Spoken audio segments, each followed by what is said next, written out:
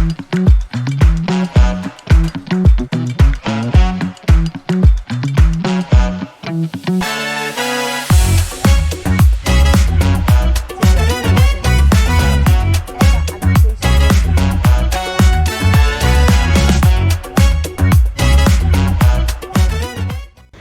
Beyeeman, you're welcome to the Arbitration Pitch.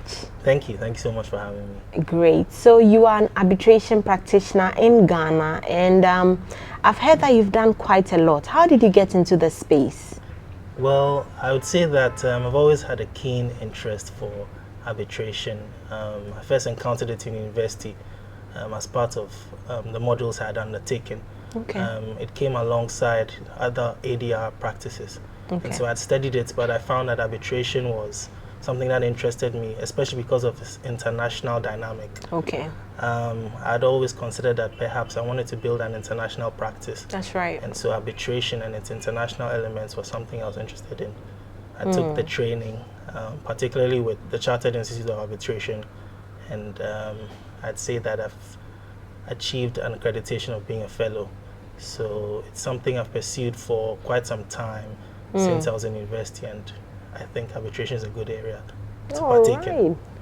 All right. You know, a little birdie told me that, yeah, the youngest, if not, I mean, you're one of the youngest, if not the youngest fellow in Ghana. I mean, is that true? And what were the actual steps you took? What made you do this at such an early age? Well, I don't know how accurate that is, but I mean, when you look at the directories, there are few fellows in the country, I think about 11 in Ghana, and you could assume... From your calculations. From my calculations, you could definitely assume that I've been the youngest. It's not anything, but what I'd say is that... what I'd say is you should take the relevant courses and training. There are different routes you could take. You could take an accelerated route, you could take a diploma or a course in some university.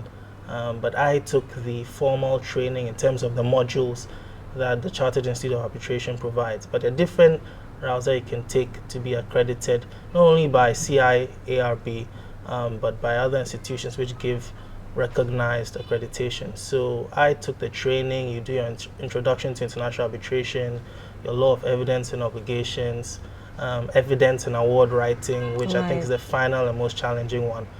And then you have your peer interviews, and then you'll be granted your accreditation. So it's a good thing. It makes you a little more recognized in the arbitration arena, and then steps closer to appointments and engaging in arbitration work. That's interesting. So how would you say becoming a fellow translated to work? Were you able to do some more arbitration work? Definitely. I think being a fellow gives you more visibility, like I've said already. It's a respected accreditation. One thing that I've noticed in this sphere is that reputation matters. That's right. And so having gone through the mill and putting yourself through the test or the academic procedure to arrive at fellowship, it makes you more credible in the arena. And of course, people want to appoint only credible arbitrators. And so I think that it gives you more visibility and enhances your reputation, which is important in the arbitration sphere.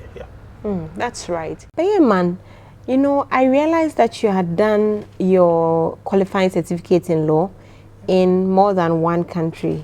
Is that right? And was that a thing of prestige, or just getting to know the law in different jurisdictions, or what was it?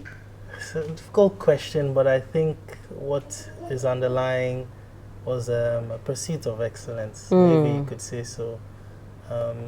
Life is just about pursuing things that are excellent, and I thought that it would be a good thing, which would help my practice. I think I said that I wanted to have an international practice. That's so right. As my career is developing, you may be called to advocate in a court in New York, or you may have some arbitration proceedings which would have bearing on English law, or you may have a matter in Ghana, or you could actually have a multi-party dispute with all three. So it helps you in terms of your practice, having multi-jurisdictional understanding of affairs, and then also your network as well, being part of different bars. It's a great thing. So interesting. So you have UK, US, and Ghana. Yes. Should we expect some more from you? No, I think I'm done. It really takes too long. You have a bit of academic fatigue. Not quite. Perhaps maybe to Dubai, as in Dubai, Singapore, but I don't think so. Honestly, no. You know, a lot of young people want to enter into arbitration, and I believe it's just like law. There was a time where there were very few lawyers, and now there are quite a number of lawyers, so it's important for you to have a niche. Are there some niche areas in arbitration that, I mean, practitioners can look at so that they are also unique in their practice? Well, I would say that I'd speak relating to Ghanaian arbitrators. I think it's important to look at the cultural environment, the economic environment. And if you look at some of the global investment patterns, what you're going to see is that there's a lot of investment in Africa, West Africa, Ghana. There's an African Free Continental Trade Area that's coming in. So if you're forecasting in terms of your career trajectory, maybe you want to look at investment arbitration. You want to look at energy, natural resources, and renewable arbitration. You want to look at technology arbitration. That's right. Those are some important areas that you may want to look at because Ghana is a developing economy.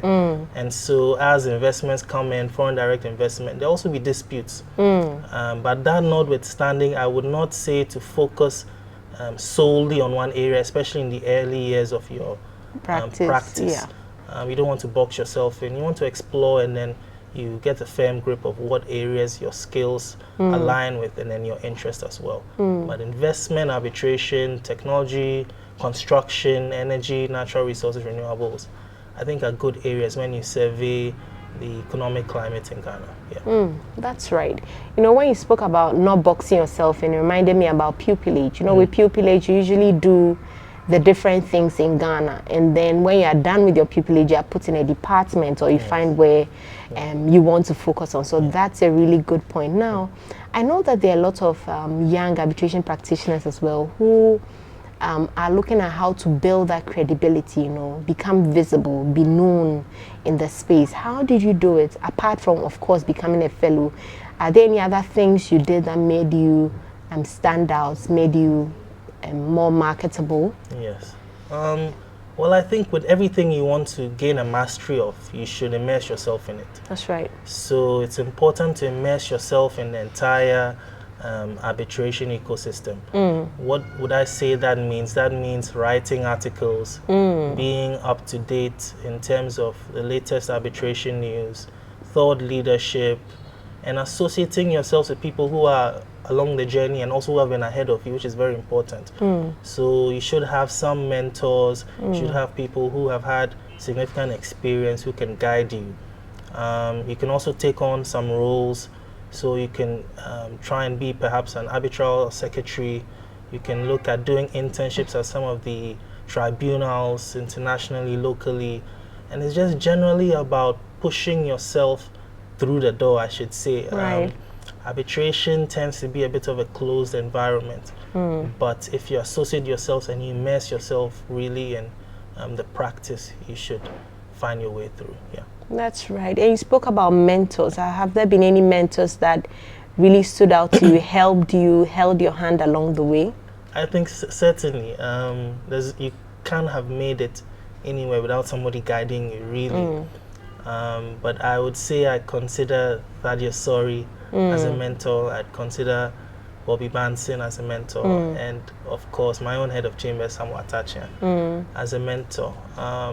Those are those who are within close proximity. From afar, I admire Toby Landau, who happens to be an eminent silk and a highly skilled advocate and arbitration practitioner. So you can look within your sphere who's reachable, who you can have close contact with, who can show you the ropes, I should say.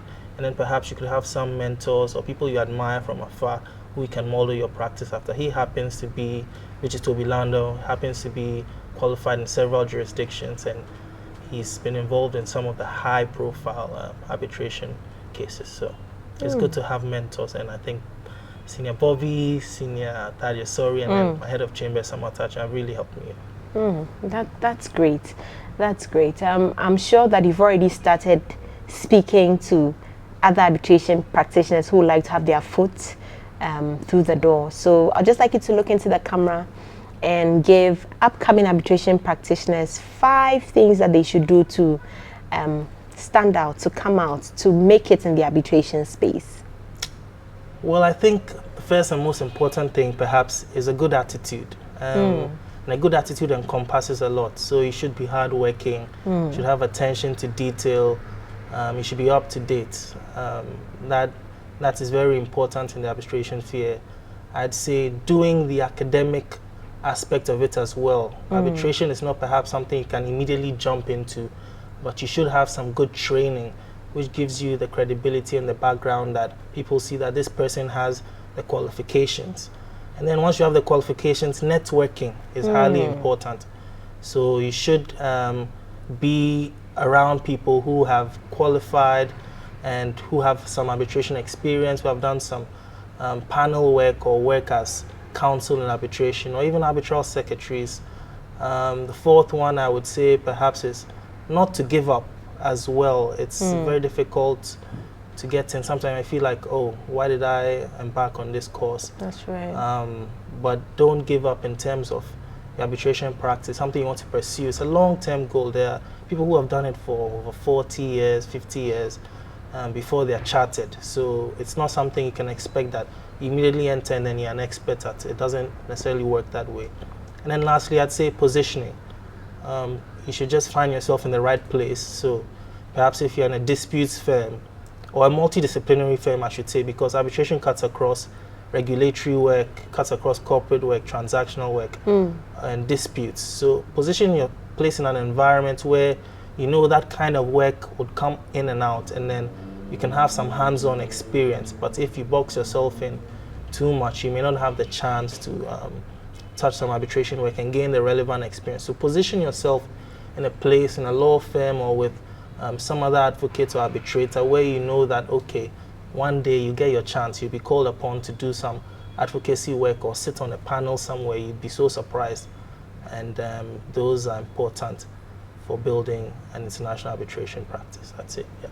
Wow, thank you so much, Beyeeman. Your name is interesting, and I'd love everybody to know the meaning of your name. Please tell us. It means nation builder, Beye on my. That's right, and I'm sure with arbitration, you'll be building this nation. Amen. Amen. Thank you so much for joining us, Beyeeman. Thank you for having me. I appreciate it. Thank you all. See you next time. Bye-bye.